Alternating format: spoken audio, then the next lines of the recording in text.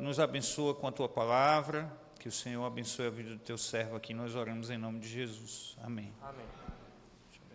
Vou pegar. Obrigado.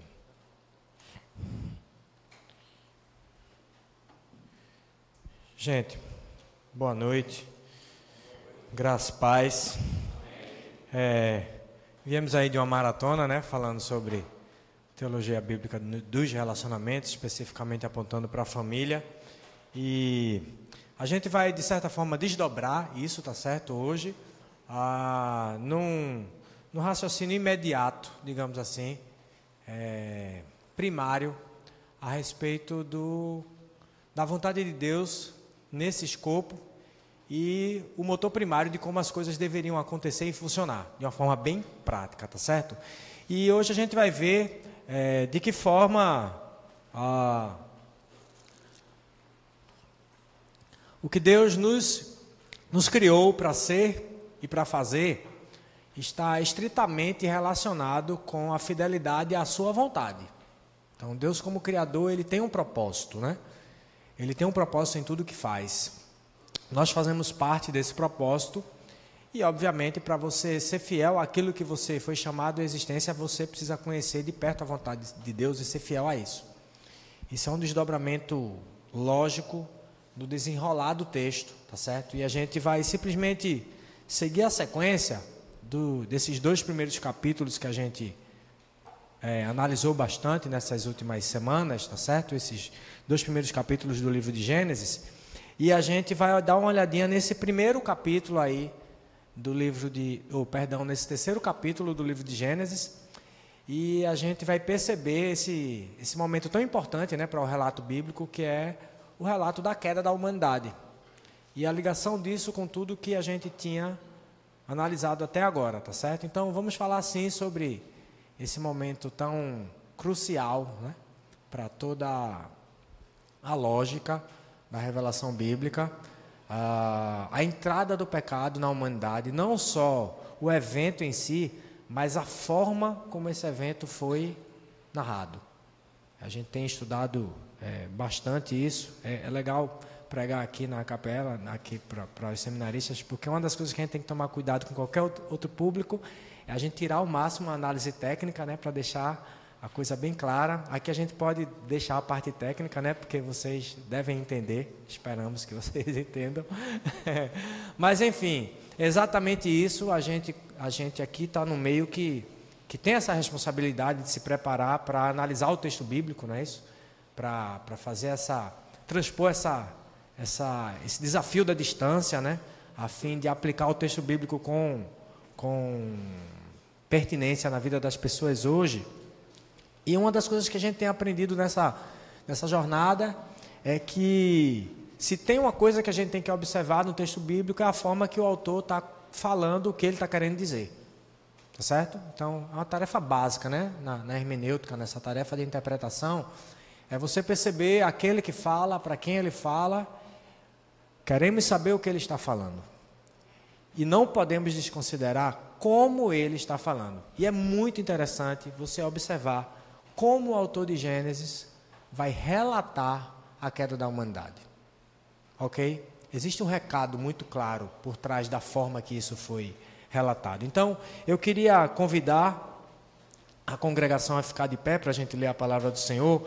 Gênesis capítulo 3, tá certo? Nós vamos ler do versículo 1 até o versículo 7. Eu vou ler aqui na NVI, vocês podem acompanhar aí. Quem puder escolher a versão, estou lendo na NVI, tá certo? Nova versão internacional. A palavra do Senhor diz assim: Ora, a serpente era o mais astuto de todos os animais selvagens que o Senhor Deus tinha feito. E ela perguntou à mulher: Foi isto mesmo que Deus disse? Não comam de nenhum fruto das árvores do jardim? Respondeu a mulher à serpente: Podemos comer do fruto das árvores do jardim. Mas Deus disse: Não comam do fruto da árvore que está no meio do jardim, nem toquem nele, do contrário vocês morrerão.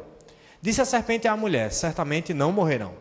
Deus sabe que no dia em que dele comerem, seus olhos se abrirão, e vocês, como Deus, serão conhecedores do bem e do mal. Quando a mulher viu que a árvore parecia agradável ao paladar, era atraente aos olhos e, além disso, desejável para dela se obter discernimento, tomou do seu fruto, comeu e o deu ao seu marido, que o comeu também. Os olhos dos dois se abriram e perceberam que estavam nus. Então juntaram folhas de figueira para cobrir-se. Vamos orar mais uma vez. Pai, obrigado pela tua palavra. Fala aos nossos corações, deixa claro a tua mensagem revelada e que possamos sair daqui para aplicar em nossas vidas, Pai. Essa é a nossa oração. Em nome de Jesus. Amém. Podem sentar. Gente, esse texto é muito importante. Esse texto vem num momento muito importante, estrategicamente falando de uma forma muito interessante. Tá certo? Estamos diante dos primeiros momentos, digamos assim, desse recém-casado, né? Não podemos esquecer que viemos dos 2 primeiros capítulos da Bíblia, capítulos responsáveis para lançar toda a base do entendimento que temos de todas as coisas, praticamente, não é isso? A gente veio de uma série que, se você for analisar com calma, você vai ver que existe um esforço autoral para deixar claro alguns pilares, alguns pressupostos inegociáveis para a fé, tá certo? Ele deixa claro na primeira frase da revelação: Deus é supremo, existe um Deus, Ele é criador de todas as coisas, Ele criou tudo através da sua poderosa palavra. A gente vai descobrir, a gente vai ver de forma bem mais específica no Novo Testamento que essa palavra faz parte da Trindade, é o próprio Cristo, e Cristo faz parte desse processo de criação.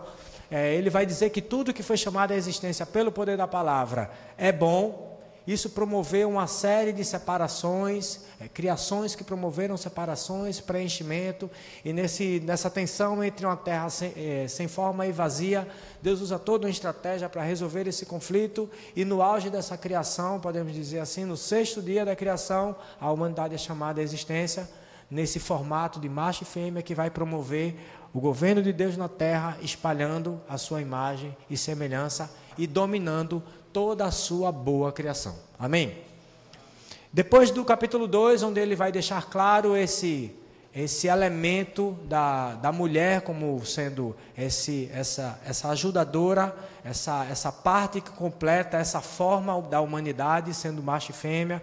Depois de deixar claro esse elemento do cuidado e do governo do homem sobre toda a criação no Éden, e esse lugar maravilhoso e perfeito, Deus coloca um elemento de distinção a respeito do que é o governo.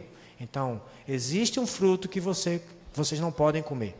E ele dá essa ordem para Adão, e em seguida ele vai dizer: por essa razão que você não pode estar só, vem a criação da mulher. E ele encerra, depois de dar todo esse enlace aí, digamos assim, montar todo esse cenário, ele encerra o capítulo 2, praticamente explicando a institucionalização do casamento. É por essa razão que o homem deixa pai e mãe, os dois se unem, se tornam uma só carne. Esse texto, inclusive, vai ser muito usado, né, no Novo Testamento. O próprio Jesus vai usar esse texto, o apóstolo Paulo vai usar esse texto em seus contextos. E aí, no versículo 25, ele encerra dizendo assim: o homem e sua mulher viviam nus e não sentiam vergonha. É bem interessante aqui, porque essa frase ela encerra dizendo exatamente a essência de tudo o que está acontecendo ali. A humanidade estava naquele momento sem nenhum grau de malícia, sem a ação do pecado, completamente puros, de acordo com a vontade de Deus e conforme a sua criação. E aquilo era bom. Só que, gente, quando a gente abre o capítulo 3, num toque bem estilístico, digamos assim, bem cuidadoso, o autor ele abre a narrativa do capítulo 3, dizendo: ora, a serpente, e a gente vê aí, quem está estudando, né, questão de narrativa, a personagem, a serpente era o mais astuto de todos os animais selvagens que o Senhor Deus tinha feito. Então entra em cena um personagem aí, que é a serpente, e o autor ele já faz uma classificação a respeito desse personagem. Ele vai construir esse personagem e ele já dá um atributo muito importante para você poder interpretar tudo que vai acontecer em seguida. E esse atributo esse animal ele é astuto. É interessante que no original, tá, gente, no hebraico lá, o termo astuto e o termo nu, eles são homônimos, são escritos da mesma forma, tá certo? Então, eu acho que eu já falei isso aqui, não sei se eu falei durante a exposição das outras análises. Mas, enfim, ele está encerrando o capítulo 2 dizendo que os dois eram inocentes, usando o termo. E quando ele abre o capítulo 13, ele está dizendo, ora, a serpente era um animal, mas... É como se ele usasse a mesma palavra para dizer nu. Mas no campo do contexto do capítulo 3, a gente sabe que o significado aqui é o outro. Entenderam a lógica? É como se fosse a palavra manga no português, né? Você usa manga, pode ser uma fruta, e manga pode ser uma parte da roupa. Se você disser assim, eu vou fazer um suco de manga, ninguém vai imaginar que eu vou pegar a minha camisa, cortar, botar no liquidificador e suco de manga, camisa polo com ou sem açúcar, né? Não faz sentido. O contexto vai dizer, né? Nesse momento aqui, ele encerra usando a palavra nu, no contexto de inocência mesmo, e ele abre o capítulo 3 usando a mesma palavra, seria nu, só que agora o contexto, o campo semântico está apontando para o sentido de astuto. Então ele está fazendo esse contraponto mesmo. Lembra quando a gente estuda que fala, ó, quando ele coloca um contraste, abra a atenção, é como se o autor estivesse abanando assim as mãos, né, para que você pudesse prestar muita atenção, porque algo importante está para acontecer. Existe ênfase aqui, tá certo? Então ele está dizendo que este animal era o animal mais astuto que Deus tinha feito.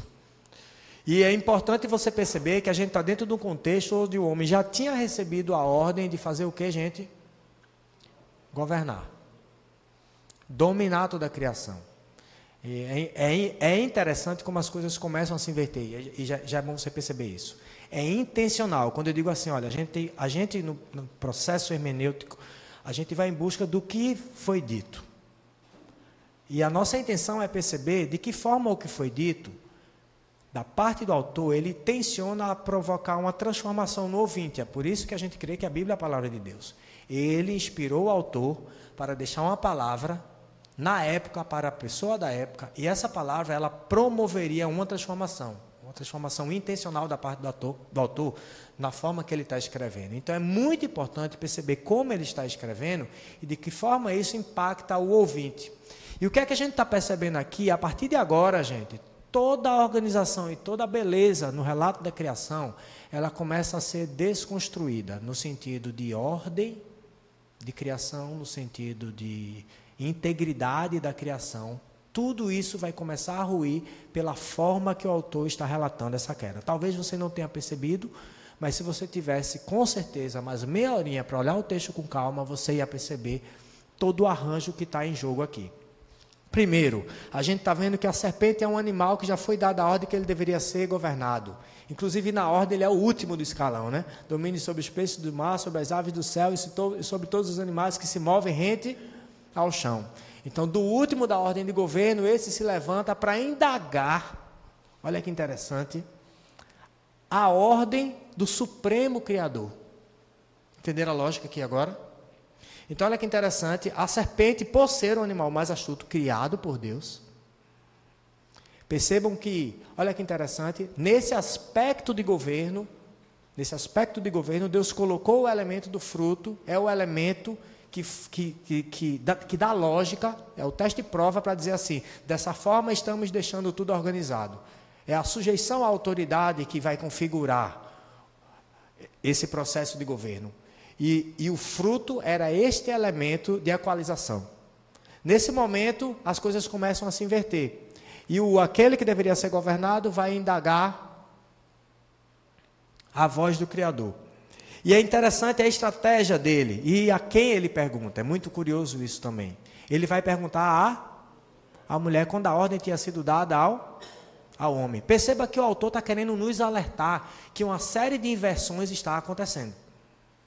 E aí, olha que interessante, a serpente ela vai usar uma estratégia. Veja o que ela vai dizer. Foi isto mesmo que Deus disse? Não comam de nenhum fruto das árvores do jardim? É muito interessante aqui também, porque se você for na ordem que foi dada no capítulo 2, você vai ver que a serpente, ela simplesmente, ela adicionou um não na frente da frase. Deus vai dizer assim, comam das frutas que estão nas árvores. Perdão, deixa eu ler o que está aqui para não me perder. Que eu tô, cadê?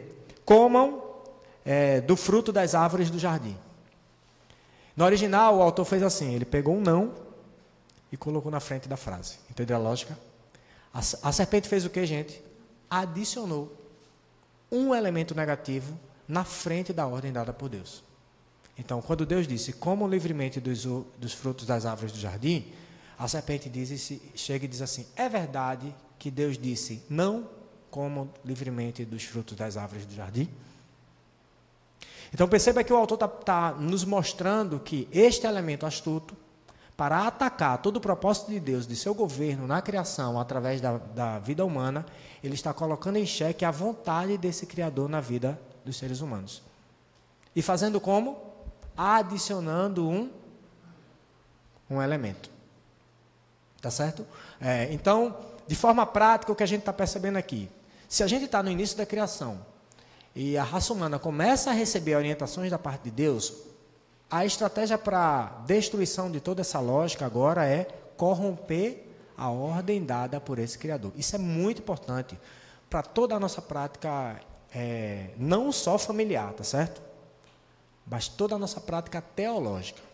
É muito triste você perceber, eu tenho visitado alguns grupos e às vezes a gente vê, já fui, aliás, em alguns eventos e vi alguns pastores praticamente menosprezando a importância do estudo teológico. Chegando a afirmar que na igreja dele esse negócio de ensino, e eu fiquei assustado, eu disse, meu Deus do céu. Entrando em discussões de temas polêmicos, e quando você entra com argumentação técnica teológica, não, mas isso aí é teologia. Gente, a vontade do Senhor é no campo teológico. Se você abre a sua Bíblia para ler, eu esqueci qual foi o autor, perdoe-me por essa falha. Ele diz assim, gente, seja uma senhorinha lá na favela do Coque, debaixo do viaduto, abre a Bíblia e começa a ler, se ela sabe ler, ou se alguém está lendo para ela está fazendo o quê? Teologia. A questão é que tipo de teologia que vai ser feita. E é exatamente esse recado que o autor está dando. Todo esse processo de reflexo da imagem de Deus através do seu governo passa estritamente pela vontade desse Supremo Governador sendo executada na vida das suas criaturas. E, curiosamente falando, o ataque do reino das trevas para fazer isso sair do trilho é exatamente aonde? No que foi ordenado. E a primeira estratégia foi a adição. De forma prática, a gente pode fazer, é um desafio, aliás, analisar isso de forma prática, não é isso? É o grande desafio, na verdade, para toda a pregação, é você entender o que isso impacta no ouvido original, no ouvinte original, e como isso deveria ser aplicado na nossa vida hoje, tá certo? É muito claro que, para o ouvinte da época, o autor estava querendo deixar claro que, olha, existe a lei do Senhor, vocês precisam ser fiéis a ela. A infidelidade à vontade de Deus expressa na sua palavra, e no nosso caso agora, através da revelação bíblica, a revelação especial de Deus, essa fidelidade é indispensável para que a gente consiga viver o projeto de Deus para o seu povo. Quando nós falhamos nesse ponto, o que é que ele está dizendo? O rumo disso nunca foi bom. Aliás, foi a estratégia inicial para que o pecado entrasse na existência humana. Então, na verdade, a gente vai ver que a estratégia da serpente aqui, ela só vai se repetir ao longo de toda a história do povo de Deus, se repete ao longo da história da humanidade, se repete nos nossos dias hoje também. Seja dentro ou fora da igreja, a incapacidade de ouvir a palavra do Senhor na Escritura, de interpretar a palavra de Deus com fidelidade e aplicá-la com relevância e fidelidade na vida das pessoas é um grande desafio até para o povo de Deus hoje. Mas a gente está vendo que isso não é algo novo, tá certo? O fato é que a estratégia de adicionar a vontade de Deus, o que não está lá, é uma estratégia antiga. Porque o objetivo final, na verdade, é destruir o governo do Criador nas suas criaturas, e a gente está percebendo, isso aqui é muito grave, que o fio condutor do governo é a vontade de Deus expressa na sua palavra. Então, se nós fomos criados à imagem e semelhança de Deus, o primeiro atributo é o governo, ele está dizendo que o fio condutor do governo de Deus nas nossas vidas é a vontade de Deus expressa na sua palavra. E a segurança disso hoje, para nós, é a palavra do Senhor, a revelação especial. E aqui, como sendo uma casa de formação de profetas, como costumamos falar, nós estamos aqui com um público seleto, é a elite, que está responsável, inclusive, para traduzir isso de forma prática na vida dos ouvintes hoje. Veja que responsabilidade que nós temos. E é interessante percebermos que a mulher vai responder à serpente e ela vai fazer o seguinte, olha o versículo 2. Podemos comer do fruto das árvores do jardim, mas disse Deus, não comam do fruto da árvore que está no meio do jardim, nem toquem nele. Gente, mais uma vez, ela repete a ordem de Deus, mas esse não toquem nele não estava lá. Ou seja, olha que interessante, nós fomos criados para ser imagem e semelhança de Deus, correto? E o texto está tensionando a dizer que deveríamos ser fiéis à vontade de Deus expressa na revelação. No caso de Adão e Eva, expresso no seu ordenamento direto para Adão. Eles não estão sendo capazes de fazer isso pelo jeito. E aí o que é que está acontecendo? A serpente vem e adiciona um elemento. E a mulher, para defender, o que é que ela faz? Ela faz a mesma coisa. Então o que é que o autor está mostrando? Que aquela que foi criada para refletir a imagem de Deus, está refletindo a imagem de quem agora? Satanás. Gente, olha que recado claro e preocupante para a nossa tarefa exegética. À medida que nós falhamos nessa tarefa de transpor a vontade de Deus para a vida do seu povo no Ministério do Ensino, nós podemos estar refletindo a ação satânica no meio do povo de Deus. Isso é muito grave. Não é? Precisamos ter muita preocupação com isso. O fato que adicionar à vontade de Deus aquilo que Ele não colocou é sempre danoso. Porque a nossa existência é pautada pela fidelidade ao que Deus ordenou para as nossas vidas. Não podemos nem colocar e nem tirar. A forma de aplicar o colocar, gente, pode ser de várias formas, né? Quantas e quantas pessoas receberam ordenanças? A gente vai ver Jesus criticando isso a respeito dos fariseus, né? Vocês têm colocado fardos que nem vocês conseguem carregar. Vocês ficaram na porta de entrada do céu, nem entram e nem deixam ninguém entrar. Quanta coisa adicionada via tradição oral. E quantas coisas nós podemos estar adicionando de carga a respeito de vários temas e várias necessidades da nossa sociedade hoje. A gente, ao interpretar a palavra de Deus, estamos adicionando à palavra de Deus aquilo que não está lá. Pela incapacidade de analisar o texto, de analisar o que o autor está falando, o princípio que está por trás daquilo e aplicar na nossa vida hoje. E perceba que a gente acabou de vir do mês da família e você vai perceber que esse campo aqui inicial de ensino era exatamente dentro de casa.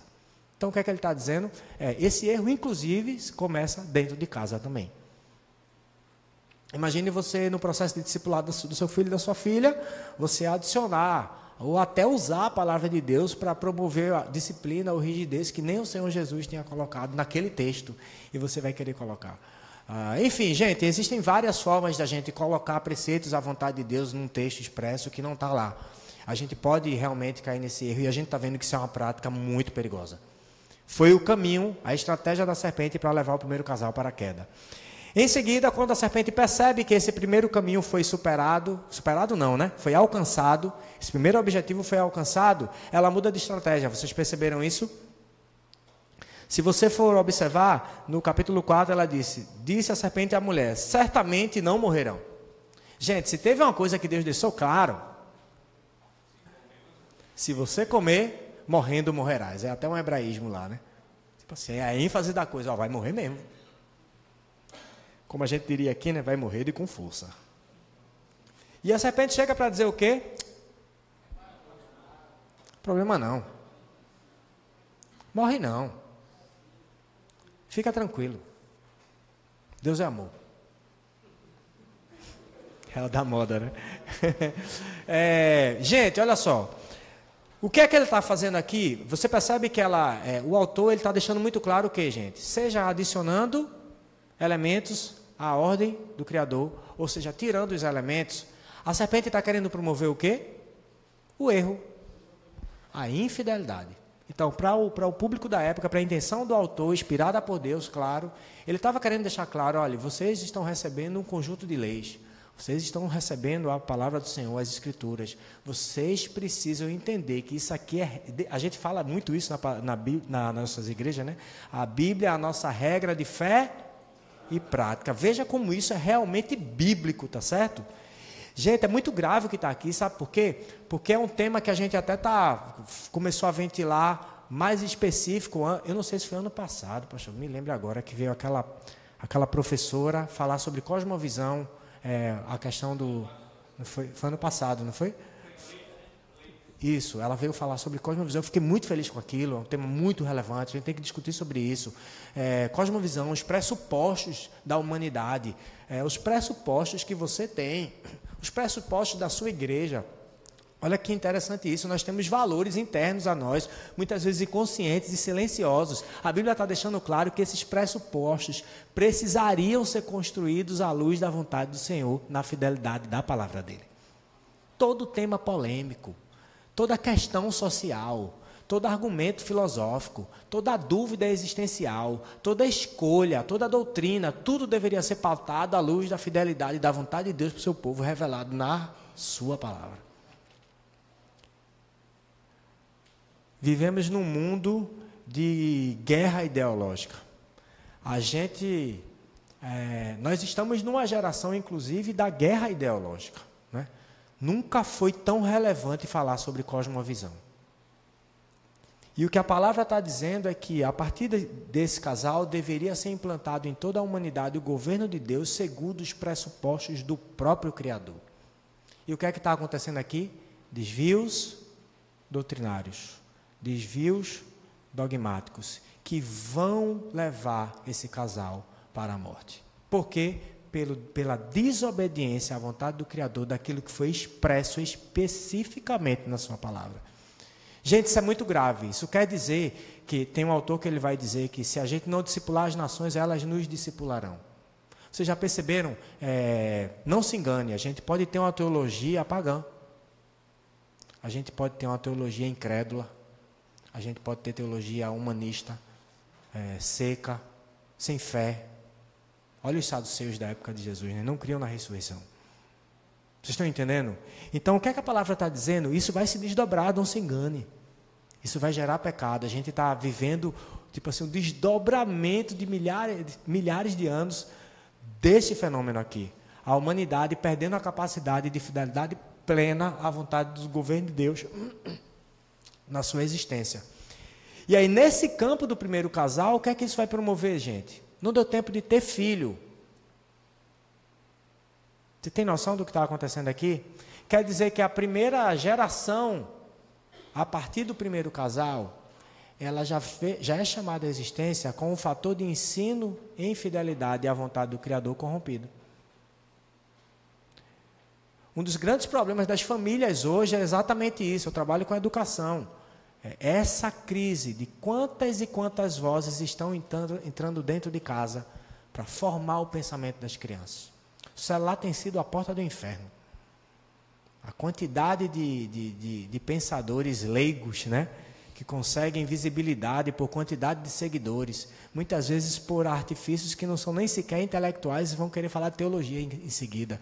É uma coisa absurda, faz parte da nossa realidade, promovendo erros de distorções da vontade de Deus na vida do seu povo. O fato é que, por consequência, ele vai dizer que vocês certamente não morrerão.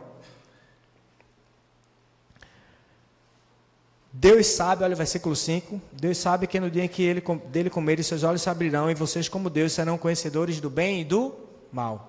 E é muito interessante que o que é que ele faz, gente? Veja só, num contexto onde nós fomos criados para ser em imagem e semelhança de Deus, o primeiro atributo é o governo, e ele deixa um teste de prova para deixar claro que ele é o governador supremo. Ele está dizendo que agora essa é a lei, siga a lei. Quando você distorce a lei, o que é que você está fazendo com essa estrutura criada por Deus?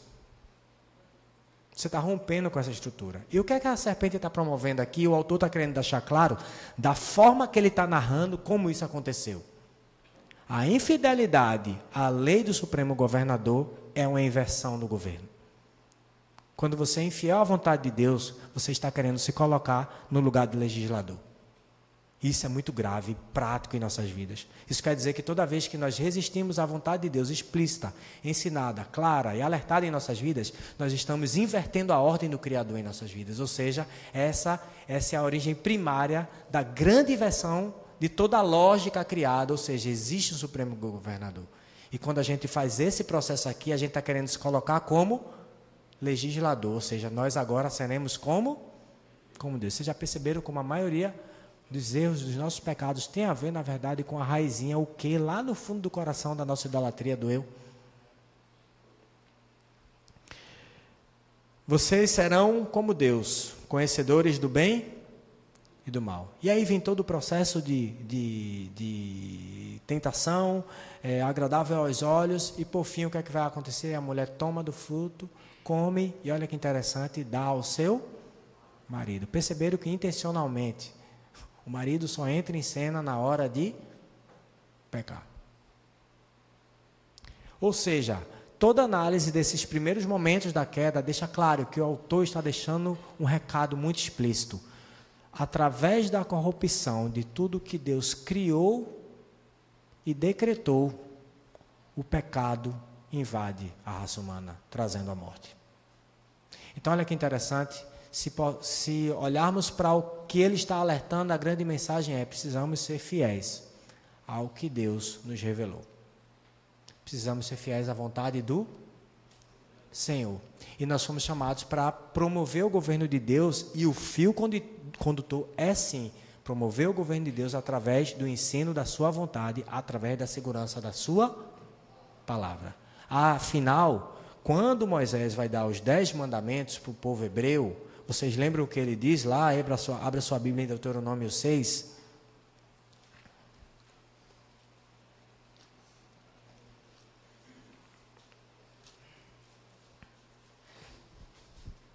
Eu vou ler a primeira parte e depois vou pular para o 7, tá certo? Esta é a lei, isto é, os decretos e as ordenanças que o Senhor, o seu Deus, ordenou que eu lhes ensinasse, para que vocês os cumpram na terra para a qual estão indo, para dela tomar posse. Pule para o 7.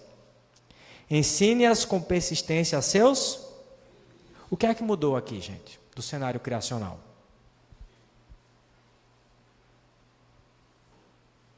Deus já tinha dito, multipliquem. E já tinha dado uma ordem, né?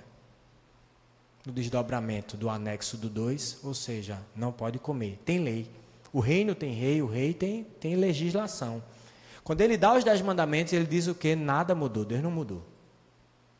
O meu propósito de promover o meu governo, espalhando a minha glória na terra, através de um processo de discipulado, que é primariamente inicializado no contexto familiar, continua. E continuará até que ele volte. Vocês estão entendendo? Ensine a seus filhos e a seus netos. Ensine a lei do Senhor a seus filhos e a seus netos. Agora a tarefa está mais difícil, porque a mente humana tende constantemente, permanentemente para o mal. Mas vocês não podem abandonar a razão pela qual vocês foram criados. Vocês continuam com a tarefa de promover o meu governo da terra através da fidelidade na minha vontade expressa na minha palavra. Ensinem a lei do Senhor, dentro de casa primariamente. E aí, gente, a gente vê como isso aponta para Cristo. Se você abrir a sua Bíblia em Mateus, vá na sua, rapidamente, Mateus 4.